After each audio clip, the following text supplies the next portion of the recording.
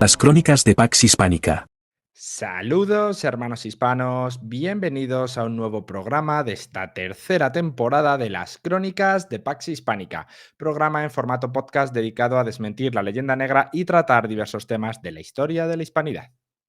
En el programa de hoy ha venido alguien que es experto ya en todos los temas que tratamos en este canal, alguien además que es muy querido por la audiencia, que cuando viene a hacer alguna colaboración siempre tiene mucho éxito, siempre genera muchas reacciones, la gente me pide constantemente que venga y es alguien, pues como digo, que ya conocéis. Con todos vosotros, don Santiago Berbel. Saludos, Santiago. Hola Diego, ¿cómo estás? Un placer estar por acá de nuevo. Bueno, hoy el motivo de que le haya pedido venir a Santiago es porque teníamos un tema pendiente desde hace mucho tiempo. Ya sabéis que Santiago pues escribe artículos, habla de historia mucho, sobre todo de la América española, de la época imperial.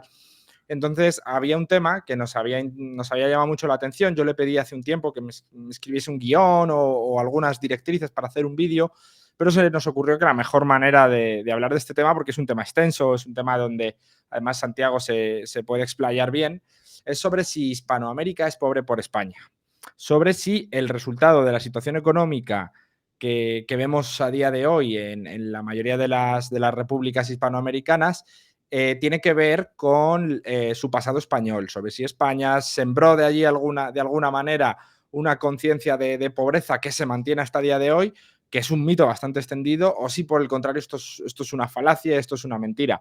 Entonces, Santiago, yo te quiero preguntar, ¿Hispanoamérica es pobre por España? Háblanos un poco de cómo era el nivel de vida en la América española. Sí, es importante, creo yo, tener en cuenta en un primer momento que este argumento de que la pobreza en América Latina o en la América Española, para ser más específicos, vienen de la época colonial o de la herencia colonial, como lo describen muchos economistas, sobre todo adscritos a la tendencia institucionalista o neoinstitucionalista que digamos, describen la pobreza en América como un resultado directo de los 300 años de dominación española en América o portuguesa en el caso de Brasil, ¿no? Sin embargo, el caso que nos compete a nosotros es el caso de la América hispanohablante, ¿cierto? Sin embargo, este tipo de argumentos suelen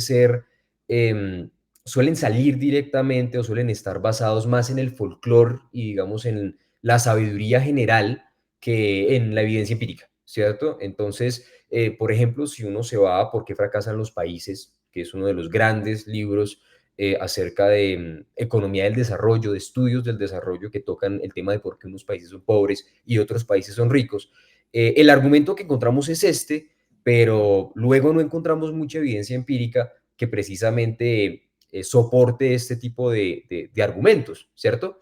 Entonces, cuando uno se remite precisamente a lo que la evidencia cuantitativa ha venido produciendo ya, digamos que desde comienzos de los años 2000, digamos que la historiografía acerca de la historia virreinal, de la historia económica durante la época del virreinato, empieza, digamos, a volcarse más hacia la evidencia empírica que hacia la teoría, ¿cierto? Y entonces ahí ya empezamos a ver un cambio importante en la manera en la que vemos, en la manera en la que percibimos cómo era la economía del virreinato.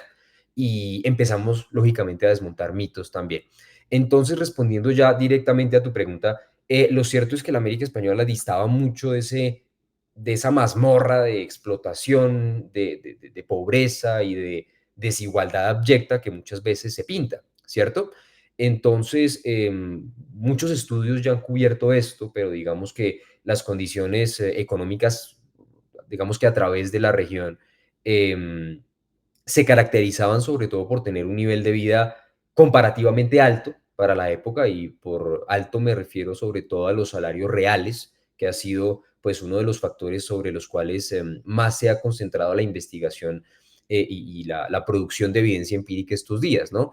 Entonces, cuando hablamos de salarios reales, lo que encontramos a lo largo de América, ¿cierto?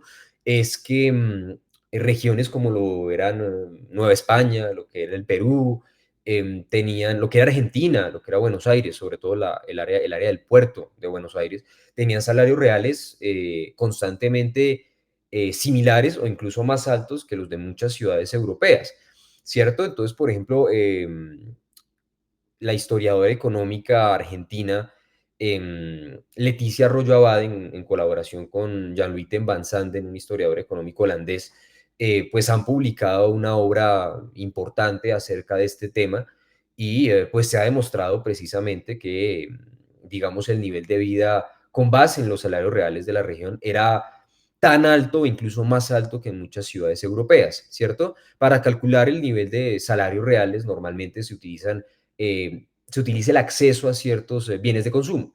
Entonces, por ejemplo, tenemos el trigo, tenemos el azúcar, tenemos la mantequilla, tenemos también, por otro lado, la carne de res, ¿cierto? Y la carne de res es muy importante porque durante una parte nada despreciable, digamos, de la modernidad, la carne de res fue un bien de lujo, ¿sí? Digamos que debido a la falta todavía de un proceso de globalización tan extendido como lo tenemos hoy en día, y debido a la falta de conexión que generaba la falta, por ejemplo, de una máquina de vapor, que es lo que va a generar la revolución industrial, ¿cierto? Y lo que permite, digamos, que los buques ahora puedan recorrer muy largas distancias en tiempos más cortos de tiempo, ¿sí? Y empiezan a terminar con el aislamiento de unos lugares con otros. La carne de res era un bien de lujo, ¿sí? Era un bien muy escaso, no era lo que consideramos hoy como un bien que se puede encontrar en un supermercado cualquier día de la semana, ¿cierto?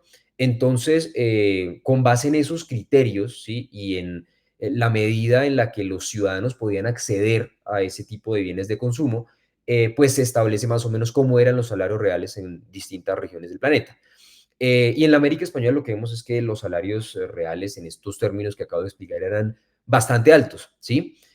Más altos que en distintas regiones de Bélgica, de Holanda, el norte de Italia, y que Inglaterra también en muchos casos, ¿cierto? Por ejemplo, en el caso de la Nueva España, algunos textos remiten a que, digamos, lo que tiene que ver con los salarios reales estaban a paridad muchas veces con Londres y con otras regiones de Inglaterra, ¿cierto? Luego ya empiezan a decaer un poco a finales del siglo XVIII y digamos que se estancan y pues se experimenta una caída importante tanto en salarios reales como más generalmente en el ingreso per cápita después de la independencia, ¿cierto? Y esta es una situación económica que se perpetúa durante 70 años, más o menos, de estancamiento, antes de que, digamos, la actividad económica pueda volver a reactivarse.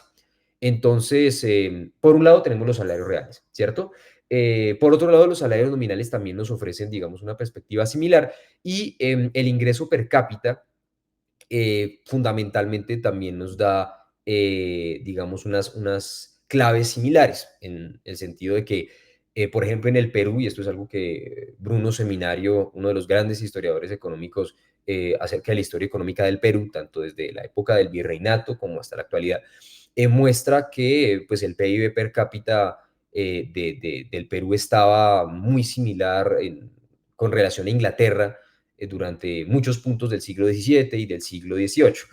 Entonces, pues ahí ya empezamos a ver una serie de patrones y empezamos a darnos cuenta de que pues el nivel de vida en la América Española era definitivamente entre los más altos del mundo, ¿cierto? Teniendo en cuenta que Europa era definitivamente la región más rica del planeta hasta, bueno, desde el siglo XVI, que es cuando empieza lo que en historia económica conocemos como la gran divergencia, que es cuando unas regiones se empiezan a volver mucho más ricas que otras, hasta, digamos, el siglo XIX, siglo XX, ¿cierto? Y algo que normalmente no se había estudiado mucho era que a pesar de que Europa era la región más rica tradicionalmente, como tradicionalmente se consideraba, pues la evidencia empírica, digamos que arroja luz sobre el hecho de que América Latina no se quedaba atrás en la mayor parte de los casos. Claro, has mencionado un tema que me ha llamado mucho la atención. Entonces, a ver, evidentemente en el siglo XVIII España prácticamente domina un continente entero, con lo cual entendemos que hay ciertos datos que se pueden coger, pues por ejemplo del Virreinato de Perú y no tienen nada que ver con algunos enclaves que tenía también España en Canadá, ¿no?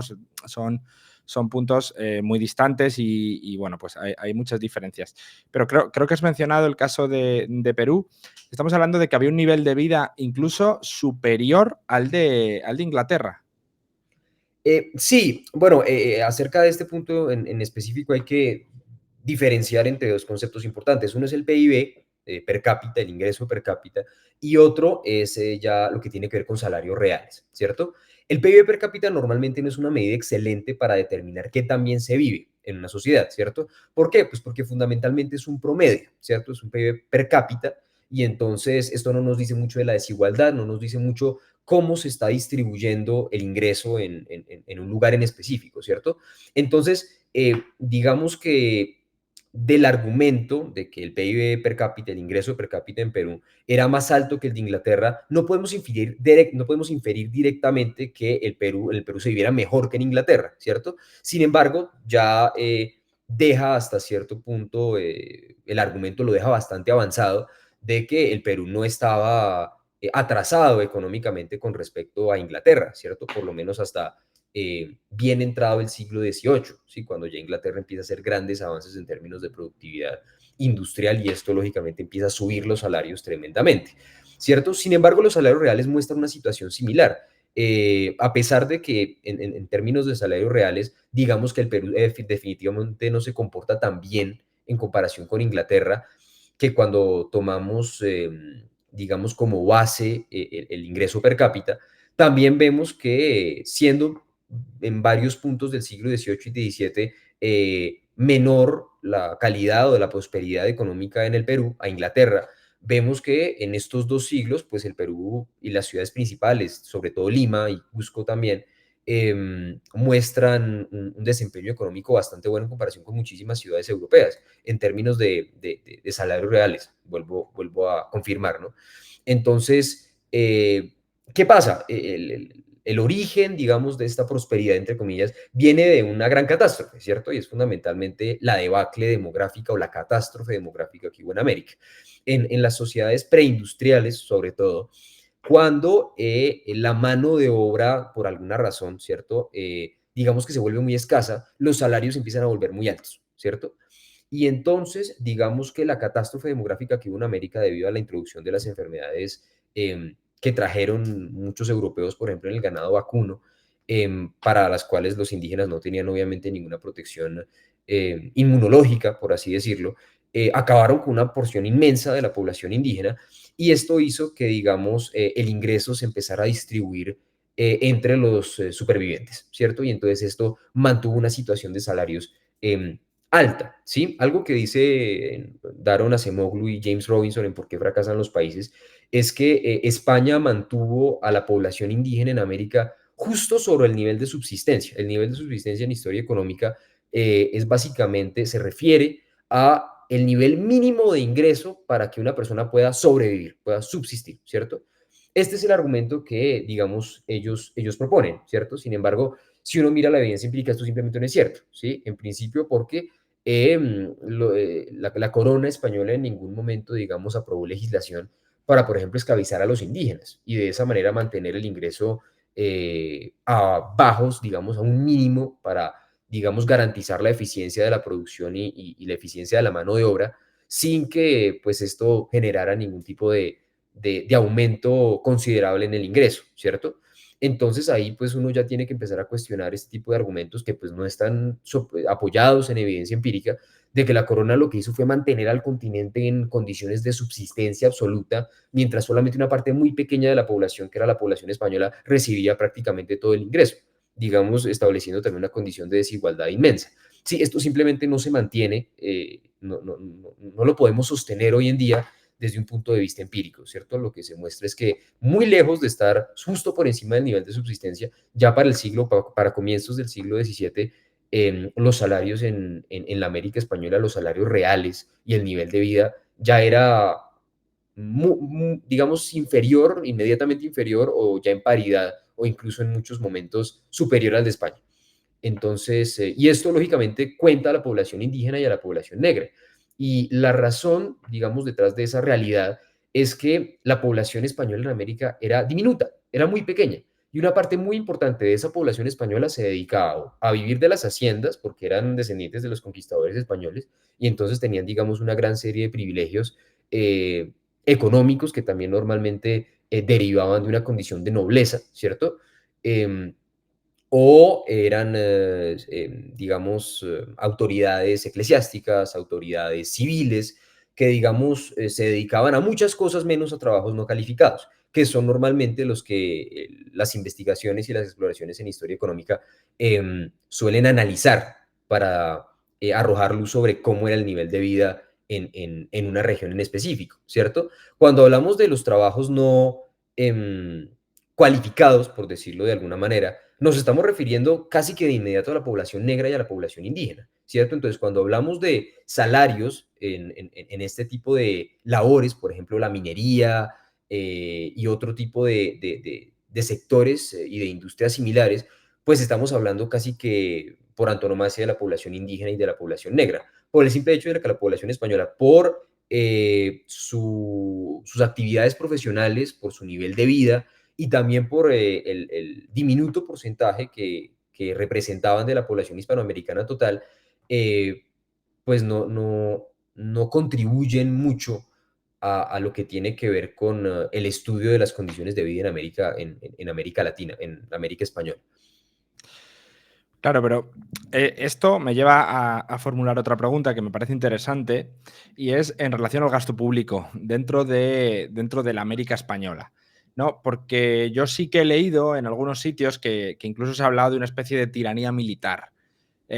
Claro, un estado militarizado donde se gasta mucho dinero en defensa porque, bueno, en aspectos militares, porque, claro, esto es bastante leyenda negrista, ¿no? Pero lo que se plantea es que como la población estaba sometida, había constantes, o podría haber constantes revueltas o constantes enfrentamientos para librarse del yugo español.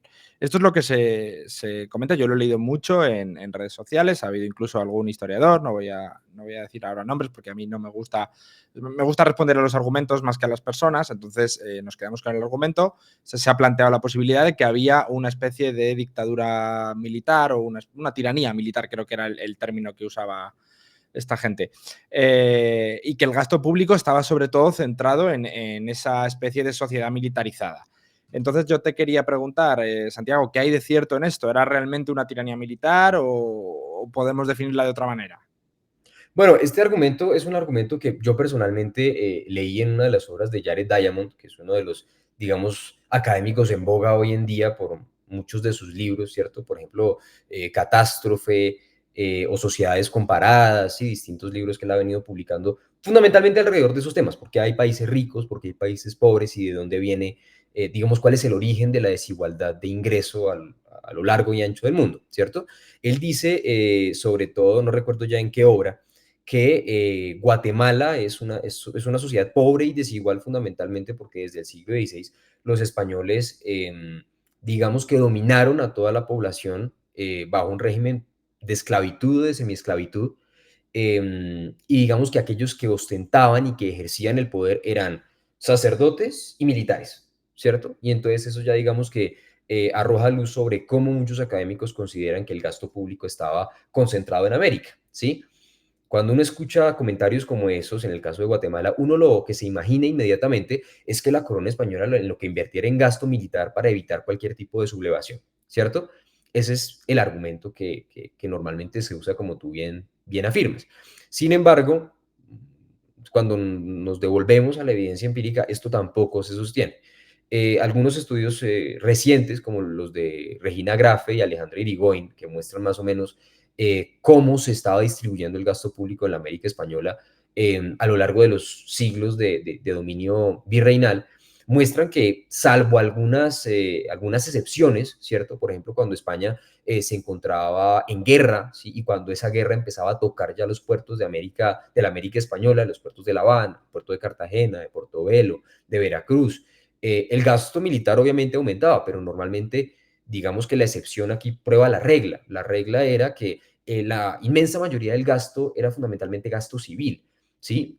Y cuando hablamos de gasto civil, nos estamos refiriendo al gasto que el Estado virreinal en ese momento, o los estados virreinales, concentraban para mantener la infraestructura y, digamos, otro tipo de cuestiones civiles andando, ¿cierto? Obviamente también había un gasto militar, pero un gasto militar exiguo en comparación con el gasto civil, ¿cierto? El gasto civil se encontraba más o menos hacia el 70% del gasto total, mientras que el gasto militar normalmente no pasaba del 20%, ¿cierto? Y entonces esto ya digamos, se enlaza muy bien con el hecho de que en las 13 colonias, por ejemplo, había un ejército permanente, en las 13 colonias británicas en Norteamérica, un ejército permanente de más de 100.000 hombres, de más de 100.000 hombres, en un territorio pequeño, que tenía que ser financiado por los mismos colonos, ¿cierto? En la América española, ya en la América borbónica, digamos, en el siglo XVIII, tenemos un ejército de 50.000 hombres para un territorio que va desde Alaska hasta Argentina. Es decir, el ejército del virreinato en general, tanto del Perú como de Nueva España y de los otros que fueron creados más adelante en el siglo XVIII como consecuencia de las reformas borbónicas. Era un ejército mucho más pequeño, ¿cierto? 50% más pequeño que el ejército de las 13 colonias, que era un territorio muchísimo más pequeño. Entonces ahí, pues, digamos, uno ya empieza a cuestionar, pues, ¿cómo va a ser esto una tiranía militar si en un territorio inmenso, desde Alaska hasta Argentina, hay solamente 50.000 hombres defendiendo el territorio? Y muchos de esos hombres, también hay que decirlo, no eran españoles para nada. Los ejércitos virreinales estaban compuestos por gente nacida en América y por gente, digamos, de la más diversa proveniencia étnica, por decirlo de alguna manera, ¿sí? Jorge Domínguez, si no me falla la memoria, en su libro Insurrección o Lealtad, digamos que muestra muy bien esto, muestra muy bien cómo específicamente en el siglo XVIII la corona española empieza a abrir un gran camino de movilidad social para los negros, para los mulatos, sobre todo por medio del ejército, ¿cierto? Y entonces vemos que tanto en Nueva España como en Cuba, que era una capitanía general del Virreinato de Nueva España, eh, gran parte, ¿sí? Más del 30-40%, más de la mitad incluso, de los efectivos de los ejércitos virreinales en esas dos regiones eran mulatos o negros, ¿cierto? Entonces tenemos, digamos, muchos ejemplos de pelotones y de ejércitos virreinales en el Perú también, que estaban compuestos en su mayor parte por negros y por indígenas. En la batalla de Ayacucho, en 1824, pues vemos fundamentalmente lo mismo. El ejército virreinal, ¿sí? Estaba compuesto en un 96% por tropas indígenas o por tropas mulatas, ¿cierto? Mientras que el ejército republicano estaba compuesto por tropas fundamentalmente o extranjeras o colombianas que venían directamente del norte del virreinato de la Nueva Granada, ¿no? Entonces, decir que el gasto militar era inmenso y que esto era una tiranía militar y que aquí no nos rebelábamos porque había una cantidad inmensa de soldados que a cualquier rebelión lo que hacían era aplastar, matar y violar, esto simplemente es falso, esto no se sostiene.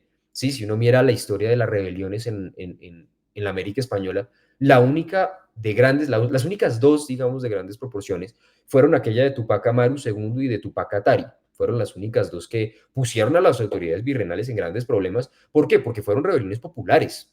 Es decir, fue mucha gente se terminó rebelando y terminó aliándose con Tupac Amaru II, ¿cierto? No por, digamos, una cuestión de resistencia ante el poder del rey de España, sino por una cuestión de protesta, en principio, contra el mal gobierno de las élites limeñas, se podría decir. Y en el caso de Tupac Amaru II, más específicamente, su rebelión tuvo un carácter muy personal debido a una situación de impuestos que lo estaba llevando a la quiebra, a él que era un gran capitalista en el Perú de la segunda mitad del siglo XVIII, ¿cierto? Pero más allá de esas dos rebeliones nos damos cuenta de que digamos, el malestar social y la sublevación en la América Española era muy rara, razón por la cual, digamos, la necesidad de ejércitos no era muy grande y cuando lo sabían, que como ya lo mencioné, efectivamente existía un ejército más o menos de 50.000 hombres, eran normalmente efectivos que salían pues, de los grupos étnicos y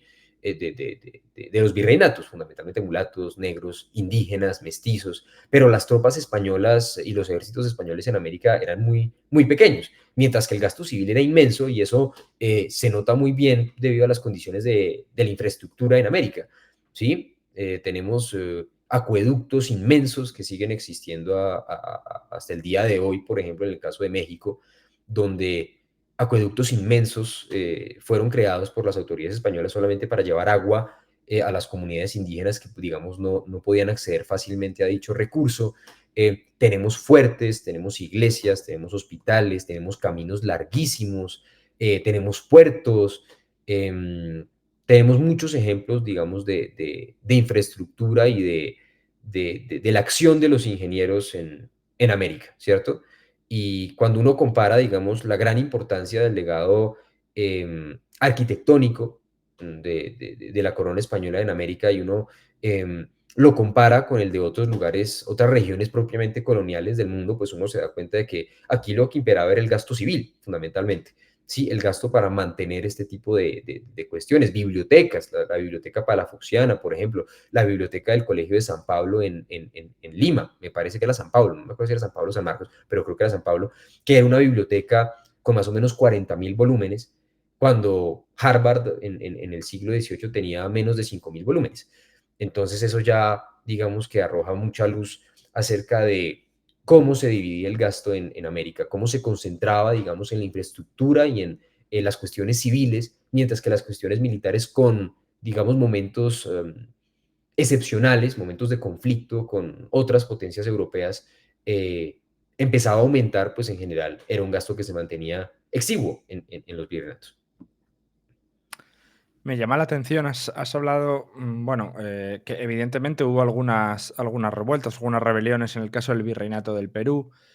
A mí, por ejemplo, sí que me llega mucha gente, y esto convendría aclararlo, hablando de que precisamente en el Virreinato del Perú era donde más rebeliones se producían y donde más propenso era a estallar cualquier tipo de acto, digamos, contra la corona, o algunos, incluso sobre todo más orientado al mundo del indigenismo, hablando de que eran indígenas que se rebelaban contra el Imperio Español.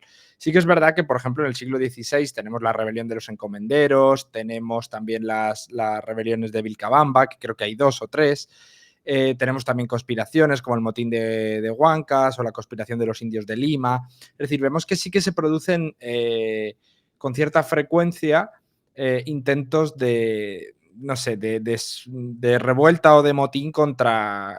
Pero claro, ese es el tema. No sé si decir contra España o simplemente se debe a sucesos como se podrían dar en la península. Pues, por ejemplo, una subida de impuestos evidentemente podía provocar una rebelión, pero eso no estaba necesariamente ligado a un acto independentista o indigenista, separatista. No sé, Santiago, ¿cómo lo ves? Sí, pues efectivamente, como tú lo mencionas, es muy importante diferenciar y hacer énfasis en el objeto, digamos, y el objetivo más específicamente de la rebelión, ¿cierto? A lo largo de los 3 siglos de historia virreinal, es muy raro encontrar una rebelión que se haga contra el rey de España. En efecto, digamos, la mayor parte de rebeliones que suceden en América durante esos 300 años son rebeliones en las que sus mismos actores, digamos que desligan la autoridad y la legitimidad del rey de España y las acciones de los funcionarios españoles o del gobierno local, ¿cierto? Estas rebeliones normalmente se encaminan contra los gobiernos locales, ¿cierto? Que obviamente, y esto pasa absolutamente en todos los países, a veces son tremendamente incompetentes. Esto pues no tiene ningún tipo de refutación. Esto sucede así y pues estaríamos mintiendo y, digamos, faltando a la verdad si dijéramos que todos los gobernantes de la América Española durante esos 300 años fueron ejemplares, porque hubo muchos que no lo fueron, ¿sí? Si hubiera sido así, pues evidentemente en España no habrían habido muchos, o aquí mismo en América no habrían habido muchos juicios de residencia que terminaban mal para aquellos que estaban siendo enjuiciados, ¿no? Pero digamos que la consigna de las rebeliones siempre eran esas, ¿no? Entonces, muera el mal, vive el rey, muere el mal gobierno. Esa era fundamentalmente la consigna, incluso de la rebelión, por ejemplo, de Hidalgo en México. La rebelión de Hidalgo en México fue exactamente la misma cosa y utilizó la misma consigna. El grito de Dolores nunca fue contra el rey de España, ¿sí? En contra, pues fue precisamente basándose en la idea de que los españoles de la península estaban pensando en venderle el gobierno de Nueva España a los franceses. Y entonces, ¿qué eran los franceses en 1810? Pues eran ateos y revolucionarios por lo que había empezado a suceder en 1789, la Revolución Francesa. Y entonces era absolutamente, digamos, incomprensible e impensable para los novohispanos pasar a ser gobernados por un Bonaparte o por un francés, ¿cierto? A pesar de que los Borbones evidentemente también eran franceses, pero digamos que el gobierno de Bonaparte ya tenía un tinte revolucionario mucho más importante por el hecho de que el ascenso de Napoleón al poder precisamente se ve facilitado por la rebelión francesa, ¿cierto? Y por la falta de un rey que precisamente termina siendo decapitado, ¿cierto? En la historia de Francia a finales del siglo XVIII, ¿cierto? Entonces, pues en la Nueva España eso fue lo que sucedió. Vamos a rebelarnos contra los españoles, que son unos traidores, y que quieren vendernos a Francia, ¿cierto? Entonces vamos a rebelarnos contra ese gobierno para mantener al reino de la Nueva España, digamos, fiel a su verdadero rey, que es Fernando VII. ¿Sí me hago entender? Luego esto lógicamente empieza a cambiar con Agustín de Iturbide, que ya pues, digamos, cambia la consigna de la rebelión. Ya la consigna de la rebelión no es mantener el gobierno para Fernando VII, es separar a Nueva España de España, porque en España hay unas tendencias liberales que no le convienen a las oligarquías y a las élites de Nueva España, ¿cierto? Entonces, eso también se puede aplicar en el caso del Perú. En el caso del Perú, la mayoría de las rebeliones se dan precisamente por la misma razón, ¿sí? Por incompetencia de funcionarios locales, por ejemplo, o por intereses individuales, como yo lo estaba mencionando en el caso de Tupac Amaru II. Tupac Amaru II se revela porque tiene un negocio de mulas, y el negocio de mulas, debido a la creación del virreinato del Río de la Plata en el siglo XVIII, pues empieza a ir muy mal. Y empieza a ir mal porque ahora cada vez que las mulas de Tupac Amaru II, que en ese momento se llamaba José Gabriel Condorcanqui, salen del Perú, tienen que entrar entonces al Virreinato del Río de la Plata. Y luego el Virreinato del Río de la Plata tiene que volver a entrar a Chile, ¿sí? Que Chile es, digamos, un exclave, una capitanía general que, siendo parte del Virreinato del Perú, no está conectado con por tierra, ¿cierto? Entonces tiene que pagar 2 aduanas, por lo menos, en un viaje en el que antes no pagaba ninguna. Entonces él se dirige entonces a los incas, a los descendientes de los incas de la ciudad de Lima, en donde, pues digamos que el consejo de los descendientes de las panacas incaicas son los que más o menos administran el tema de a quién se le conceden títulos de nobleza relacionados con los incas, ¿cierto? Entonces, uno de los títulos nobiliarios que los españoles habían reconocido era el marquesado de Oropesa, marquesado de Santiago de Oropesa. Entonces, digamos que José Gabriel Condorcanqui, siendo, y esto es cierto, descendiente de Tupac Amaru I, digamos de los incas de Vilcabamba, por consiguiente, tenía un buen argumento para optar por ese título, ¿cierto? Sin embargo, al hacerlo, se da cuenta de que los incas le rechazan la petición, ¿sí? Y entonces no puede acceder a ese título nobiliario, lo cual era muy importante porque los títulos nobiliarios como aquel que él estaba tratando de conseguir, normalmente dan una exención de impuestos, ¿cierto? Y entonces de esa manera, digamos, accediendo a ese título nobiliario, él podía salvar su negocio de mulas. Al él verse rechazado por los mismos descendientes de los incas, digamos que eso lo empieza a empujar hacia la rebelión. Y ya con el tiempo, pues esto sí se empieza a volver una cuestión mucho más hacia la independencia, porque Tupac Amaru dice, ¿por qué me voy a, digamos, limitar solamente a rebelarme por una cuestión de impuestos cuando, digamos, yo puedo terminar siendo el gobernante del Perú? ¿Me hago entender? A pesar de que también han habido, digamos, muchas exploraciones que han afirmado que realmente lo que quería Tupac Amaru II no era independencia, porque es cierto que hay algunos escritos en los que Tupac Amaru II dice que el tiempo le dará la razón, y que a pesar de que a él se le estaba tildando de traidor contra el rey, él seguía siendo fiel al rey Carlos III, ¿cierto? Entonces mucha gente, digamos, ha hablado de un gobierno dual, ¿cierto? Entonces de una autoridad del rey de España indirecta y de una autoridad directa de Tupac Amaru II, ¿cierto? Digamos que han habido muchas maneras de entender esta rebelión, pero más allá de esta y de otras muy pocas, es muy difícil afirmar que hubo revueltas contra el rey, ¿cierto? Las revueltas eran normalmente contra las autoridades locales. Otra pregunta que te quería hacer, Santiago. Claro, en vista de, estamos hablando, el tema principal de esta entrevista es cómo era la economía hispanoamericana, si a día de hoy Hispanoamérica es pobre por culpa de su pasado español o si eso no tiene relación. Hay otra pregunta que quiero hacerte y es sobre la inversión en infraestructura que hubo en la América española. Es decir, porque mucho se ha dicho de que España replica a España. También se ha dicho lo contrario, que España tenía una colonia allí y que no era una extensión del territorio propiamente español. Entonces yo quería preguntarte, ¿cómo es el gasto en infraestructura y cómo es la infraestructura que va generando España en América, en sus territorios en América? Claro, digamos que cuando tú mencionas el tema de que España replica a España, pues precisamente fue lo que sucedió tanto a nivel institucional como a nivel de infraestructura en la América española, ¿cierto? Nosotros vemos que ya desde el siglo XVI instituciones educativas de primer nivel empiezan a ser establecidas, en principio para los nobles indígenas, ¿cierto? El Colegio de Santa Cruz de Tlatelolco, por ejemplo, en Nueva España fue fundado en la primera mitad del siglo XVI, me parece, y fue un gran centro de estudios hasta su declive si mal no estoy, a comienzos del siglo XVII, finales del siglo XVI, ¿cierto? También el gasto en infraestructura no solamente estaba concentrado en la creación de instituciones educativas, sino también en la creación de puertos, por así decirlo, fuertes, también, digamos, instituciones militares, por supuesto, eso también era importante. Aquí en Colombia tenemos el fuerte de San Felipe Barajas en Cartagena, que pues es una obra de arquitectura y de ingeniería militar inmensa, que tuvo a la ciudad protegida de los ataques de franceses, de ingleses durante muchísimo tiempo.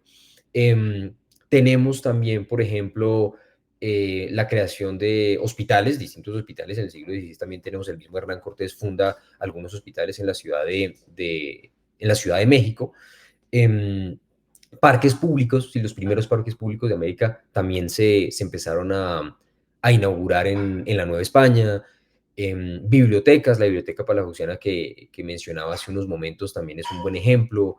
Entonces, claro, por ejemplo, en el siglo XVIII también en Buenos Aires vemos cómo el sistema de alumbrado empieza a reformarse, cómo las calles que antes, digamos, estaban absolutamente sumergidas en el barro empiezan a ser ya adoquinadas y se les empieza a, digamos, a reformar con otro tipo de mejores materiales, ¿cierto?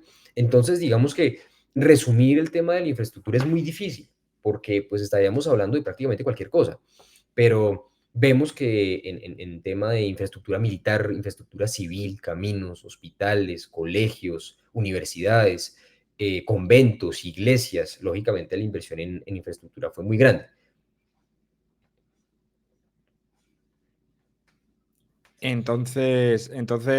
Santiago, ya por ir acabando, podemos afirmar, no sé qué conclusión podemos sacar, tiene mucho que ver la América española con, o sea, perdón, el pasado español de América con la situación económica que atraviesa a día de hoy. Lo cierto es que no, digamos que ese es un argumento como iniciamos esta conversación, pues es un argumento que utilizan algunos economistas ligados a la tendencia institucionalista. Sin embargo, la evidencia empírica lo que nos demuestra es lo contrario, que hasta finales de la época del virreinato, salarios reales, la desigualdad, por ejemplo, la desigualdad era notablemente baja en comparación con muchos lugares del centro, del norte de Europa, del mismo Estados Unidos, de los mismos Estados Unidos, en cuanto a desigualdad de ingresos se refiere, y el nivel de ingreso también era bastante alto en comparación con esos mismos lugares, ¿cierto? Por ejemplo, en Estados Unidos, solamente un par de ciudades, Filadelfia, por ejemplo, eran más prósperas o tenían salarios reales superiores a los de la América española. Entonces, si uno toma precisamente cuestiones como la desigualdad de ingreso, como el nivel de salarios reales, el nivel de ingreso per cápita, como em, digamos, factores de qué tan desarrollado, qué tan próspero es un territorio a nivel económico, pues nos toca afirmar que comparativamente hablando, lógicamente para niveles de comienzos del siglo XIX, finales del siglo XVIII, pues la América española se comportaba relativamente bien e incluso superaba a muchas regiones europeas hasta la independencia y hasta, también hay que decirlo, pues digamos una crisis importante que comienza a finales del siglo XVIII y que empieza a reducir los salarios, ¿cierto? Los salarios y el nivel de vida, pero y también las condiciones industriales por el tema del reglamento de libre comercio, ¿no? Que aprueban los Borbones en la segunda mitad del siglo XVIII. Pero todas estas condiciones terminan dramatizándose y solidificándose después de la independencia, cuando ya digamos que la caída del ingreso es tremendamente severa, el aumento de la inflación también es muy importante, el aumento de la desigualdad es inmenso, las condiciones industriales, pues, digamos, decaen notablemente por el ingreso de importación barata, proveniendo fundamentalmente de Inglaterra debido a la falta de protección de las industrias regionales. Pero antes de la independencia, pues es muy difícil avanzar ese argumento. Pues Santiago, muchísimas gracias por haber estado hoy aquí con nosotros. Has vuelto a darnos una clase magistral de tus conocimientos de historia española en América, que también es la historia de la América española, por supuesto. Y nada, estarte totalmente agradecido. Muchísimas gracias, Diego. De verdad que fue un gran placer volver por acá y muchas gracias. Ya sabes que tienes este canal a tu entera disposición. Cuando quieras venir a hablar sobre cualquier tema de historia, ya sabes que estás estás más que invitado. Es decir, decides tú cuando quieres venir, que yo me adapto a tus horarios y al tiempo que tengas libre. Así que nada, a la audiencia deciros que si queréis dejarnos preguntas, sabéis que Santiago siempre se presta a responderlas, podéis dejárnoslas en los comentarios. Podéis también proponer algunos temas para la próxima vez que venga Santiago. Y pues nada, daros muchísimo nuevamente las gracias por haber estado escuchando esta entrevista.